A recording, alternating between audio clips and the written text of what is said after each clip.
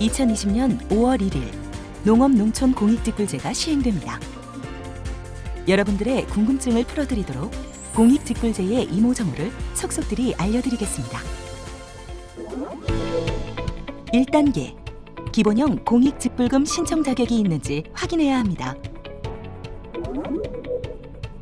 내가 농사짓고 있는 땅이 직불금을 받을 수 있는 땅인지와 농업인 기준을 충족하는지를 확인하셔야 됩니다. 먼저 농사짓고 있는 땅이 대상이 되는지 알아보면 그동안 쌀, 밭, 조건분리 직불의 대상이 되었던 농지에 대해 소농직불금 또는 면적직불금을 지급합니다. 다만 2017년에서 2019년까지 3년 중 1회 이상 직불금을 정당하게 지급받은 실적이 있는 농지 등으로 제한됩니다. 다음으로 직불금을 받을 수 있는 농업인에 대해 알아볼까요? 우선 과거 2016년부터 2019년 사이에 쌀, 밭, 조건분리 직불금을 1회 이상 받았던 농업인이 해당됩니다. 신규 농업인이라면 후계 농업인, 전업농업인 또는 전업농 육성 대상자로 선정된 경우 또는 직불금 신청 직전 3년 중 1년 이상 기본 직불금 지급 대상 농지에서 0.1헥타르 이상 경작하였거나 연간 농산물 판매액이 120만 원 이상인 경우에 직불금 신청이 가능합니다. 다만 농촌의 지역에 살고 계신 분은 동일 시, 군, 구에 있는 농지 1헥타르 이상을 경작하거나 연간 900만 원 이상 농산물 판매 등 농업을 주업으로 하고 있음을 증명하여야 합니다. 기존 직불금 수령자뿐만 아니라 요건만 충족하면 신규 농업인도 직불금 신청이 가능하군요.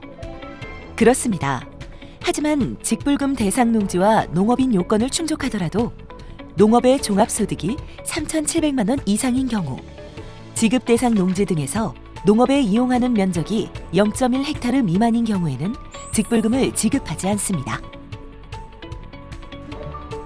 여기까지는 그 전과 큰 차이가 없군요. 그렇습니다.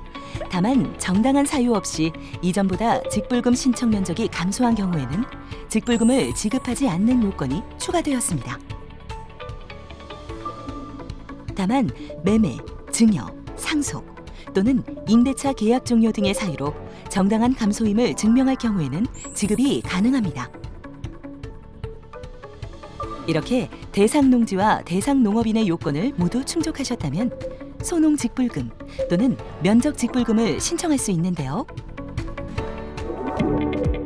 2단계, 소농직불금을 받을 수 있는지 확인해야 합니다.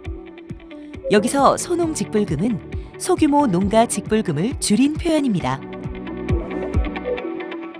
소농직불금은 농가를 대상으로 면적에 관계없이 연 120만 원을 지급합니다. 여기에서 말하는 농가는 주민등록표상의 세대를 의미하며 세대를 달리하더라도 가족관계증명서상 배우자, 19세 미만 미혼인 직계 비속, 혼인 외의 사유로 세대를 분리하였으나 그 기간이 3년 이내인 사람은 같은 세대로 봅니다. 예를 들면 직장, 자녀 학업 등으로 세대 분리된 배우자, 학교 진학 등으로 세대 분리된 미혼의 19세 미만 자녀, 혼인 외 사유로 2년 전 세대 분리한 자녀 등은 같은 세대원으로 봅니다. 이렇게 범위가 정해진 농가는 총 7가지 세부 요건을 모두 충족해야 소농직불금을 받을 수 있는데요. 그 조건들을 하나하나 살펴보겠습니다. 소규모 농가 직불은 농업인뿐만 아니라 비농업인인 가족 구성원도 함께 고려된다는 것이 중요한 포인트이기 때문에 회사원 아들도 농가에 포함되었습니다. 다만 여기서 말하는 농업인은 기본 직불금 지급 대상자를 말합니다. 소농직불금의 첫 번째 조건은 농가 내 모든 농업인의 직불금 신청 면적의 합이 0.5헥타르 이하여야 합니다. 둘째, 농가 내 농업인과 비농업인 전체 구성원의 모든 소유 농지 면적의 합이 1.55 헥타르 미만이어야 합니다. 셋째, 농간의 모든 농업인 각각이 등록 신청 연도 직전까지 계속해서 3년 이상 농사를 지어야 합니다.